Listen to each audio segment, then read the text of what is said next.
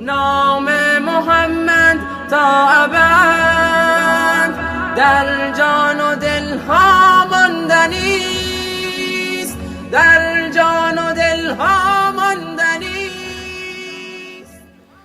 الحمد لله والصلاة والسلام على رسول الله وعلى آله وصحبه ومن والاه، اما بعد.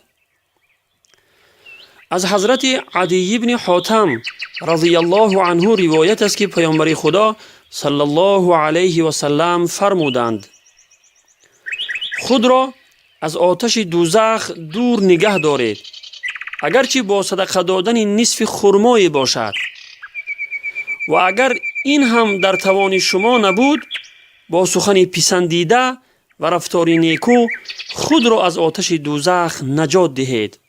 حدیث متفق علیه. پیامبر خدا رحمت عالمیان صلی الله علیه و سلم از جهت شفقت و مهربانی هیچ فرصتی را برای برحذر کردن امتش از آتش دوزخ ترک نکرده اند.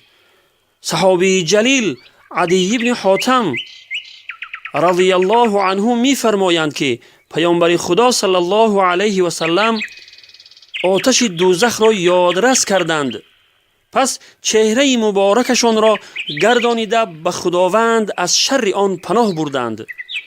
2 یا 3 مراتبه چنین کردند. بعد از آن به پرهیز کردن و دوری جستن از آن تشویق و ترغیب نموده فرمودند: خود را از آتش دوزخ دور نگه دارید، اگرچه با صدقه دادن نصف خرمای باشد. یعنی یک عمل خیر انجام دهید که شما را از آتش دوزخ دور نگه دارد، اگرچه عمل اندک و مثل صدقه دادن نیم پاره خرما هم باشد. در این حدیث تشویق و ترغیب به انجام دادن هر گونه عمل خیر است، خواه عمل اندک باشد یا زیاد، و اینکه انجام دادن عمل خیر اگرچه اندک هم که باشد صاحبش را از آتش دوزخ دور نگه می دارد و حفاظت می کند.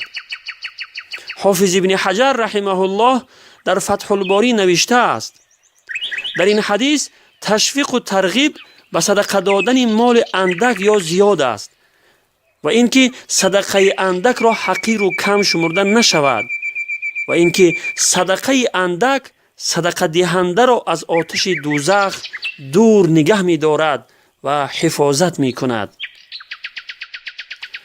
و آخر دعوانا ان الحمد لله رب العالمین و السلام علی من اتبع الهدى. ای جاهلان بدسرشت، پندارتان زین کار چیست؟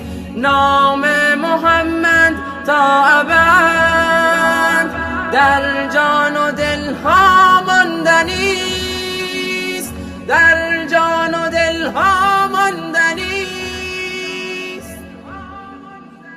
از پرتو